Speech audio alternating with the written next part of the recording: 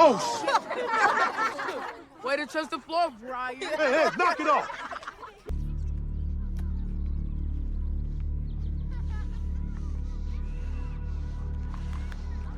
What are you doing? Brandon! Let go! Stop it! Brandon, stop!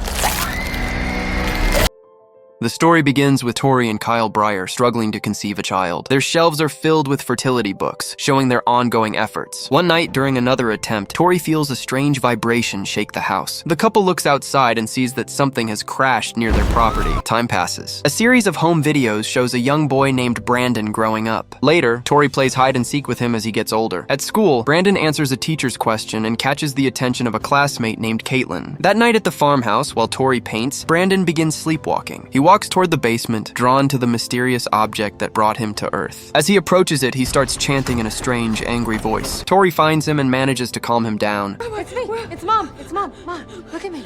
You're all right. You're all right. We're all right. The next morning, Brandon tries to start the lawnmower. When it refuses to work, he throws it across the yard with surprising force. Curious, he walks to the spinning blade and pushes his hand into it, stopping it instantly without a single scratch. Later, the family goes to a diner with Tori, Kyle, Aunt Marilee, and Uncle Noah. When Noah offers Brandon a toy gun, Kyle quickly scolds him and refuses the idea. Oh, no. No guns. We talked about this. Brandon insists on keeping it. Give it to me. The family leaves the diner in the middle of the celebration as a waitress watches them walk out. The next morning, Kyle tries to talk to Brandon, but the boy seems distant. Kyle notices him chewing on a metal fork without damaging his teeth. Worried, Kyle takes him hunting. He teaches Brandon how to handle a rifle and mentions the changes in his body, especially after Tori found lingerie ads hidden under his bed. That night, Brandon watches Caitlin from outside her bedroom window while soft rock music plays from her laptop. She suddenly closes it, sensing that someone is watching her. Her mother, the same waitress from the diner, rushes into the room and asks what is wrong. Caitlin struggles to breathe. Meanwhile, back at the farm, Noah and Tori search for Brandon. Eventually, they find him. The next day at school, Brandon's teacher speaks with Tori while Brandon sits nearby, sketching strange drawings in his notebook. When Tori asks about them, Brandon quietly closes the notebook and walks away. Back home, Kyle sees Brandon frightening the chickens. He asks him, "Are you all right, buddy?" Brandon says he is. They go back inside. Later, Tori and Kyle discover that all the chickens have been slaughtered. Tori blames a wolf. Babe, a wolf can't do this. It can't rip a freaking door off and break a lock. I think this might be Brandon. Kyle, stop. It was the wolf. Go to bed. The following day at school, the class takes part in a trust fall exercise. Caitlin, still uneasy after the previous night, refuses to catch Brandon. Oh, shit! Although he is uninjured, Caitlin tells Brandon she refused to help because she thinks he is a pervert. Brandon responds with a single word, calling her a liar. The coach forces Caitlin to help him up, but when Brandon grabs her hand, he suddenly crushes it, snapping the bones and making her scream in pain.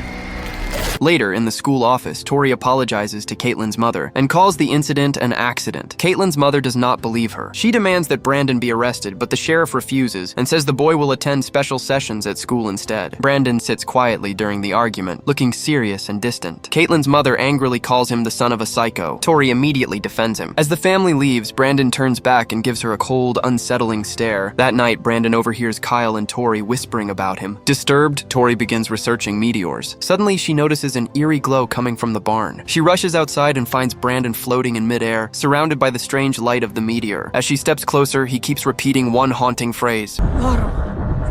Take the... Without warning, Brandon drops to the ground and cuts his hand on the sharp edge of the meteor. Tori runs to help him and tries to calm him down, but Brandon panics. He screams that he came from the sky and accuses her of lying to him his entire life. Then he runs off into the night. Tori quickly finds Kyle and tells him what Brandon discovered in the barn. Meanwhile, deep in the woods, Brandon storms through the darkness in anger. With a scream of rage, he releases a powerful blast of laser vision from his eyes. Later, Brandon appears inside Caitlin's bedroom while she types on her laptop, her broken hand wrapped in a cast. He tells her not to be afraid and insists that she knows how special he is. Caitlin says her mother warned her not to talk to him. Brandon replies coldly that he will take care of that. She begins to cry as he suddenly disappears, leaving behind a single flower. At the diner, Caitlin's mother is closing for the night when she senses something is wrong. She steps outside and notices strange symbols carved into the windows, the same ones Brandon had drawn in his notebook. The lights begin to flicker. Suddenly, the window windows shatter inward. A shard of glass cuts her eye and she stumbles back, bleeding and terrified. She grabs a baseball bat to defend herself. A blur moves past her, too fast to see clearly. She swings wildly but hits nothing. In panic, she locks herself inside the walk-in cooler. It does not help. A beam of red-hot laser vision slices through the steel door as if it were paper. Brandon tears the door off its hinges, steps inside, and stares at her. Then he attacks.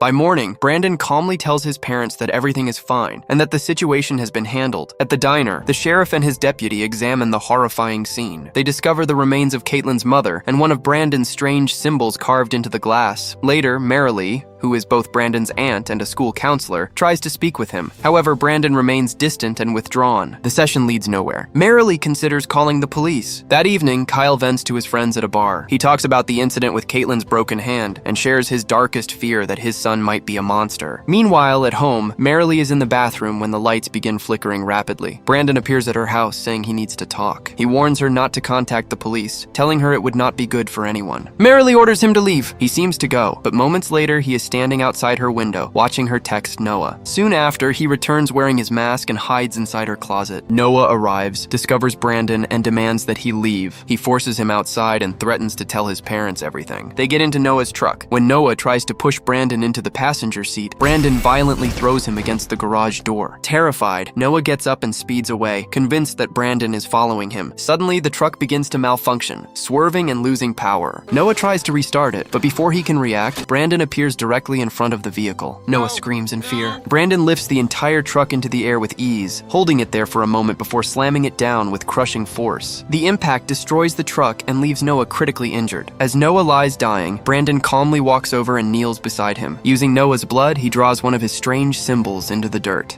Later, Brandon returns home and casually claims he was out playing soccer. He explains his missing shirt by saying he was bullied. That night, Kyle has a disturbing nightmare. He dreams of Tori discovering baby Brandon inside the crashed meteor and deciding to adopt him. The dream turns dark when the infant's eyes glow red with deadly energy. A ringing phone wakes Kyle. He and Tori rush to the hospital, where they find Marilee in shock. She tells them Noah is dead and that Brandon visited her earlier. Kyle begins to connect the pieces. The next morning, they tell Brandon about Noah's death. His only response is a simple, emotionless, okay. Kyle becomes more suspicious and accuses him of being involved. What did you do to him? He was my friend! Brandon suddenly snaps and shoves Kyle into the pantry, smashing the doors. Tori sends Brandon to his room. Kyle finds Brandon's shirt stained with blood, noticing. When Kyle attempts to apologize for earlier, Brandon responds again with a flat, okay. Kyle tells Tori about the blood-stained shirt, but she refuses to believe that Brandon could be responsible. Meanwhile, the sheriff studies the scene of Noah's death and compares it to the strange symbol found at the diner. He realizes they are identical. That night, Kyle looks through old birthday cards from Brandon, trying to comfort Tori, who still refuses to accept the truth. The next day, Kyle decides to take Brandon on a hunting trip. As they head into the woods, the sheriff arrives at the Breyer home with photos linking Brandon to the earlier incidents. Tori refuses to engage with him, but he promises to return. In the forest, Kyle and Brandon follow deer tracks. Kyle allows Brandon to walk ahead. Back at the house, Tori discovers Brandon's hidden notebook. Inside, she finds the same symbol seen on the diner window and near the crash site. She also uncovers disturbing sketches. There are drawings of Brandon in his costume, a shard of glass lodged in the waitress's eye, lifeless bodies, and one chilling phrase written repeatedly, "Take the world." Tori begins to panic. In the woods, Brandon studies the tracks while Kyle quietly raises his rifle and pulls the trigger. The bullet hits Brandon in the head and bounces off without leaving a mark.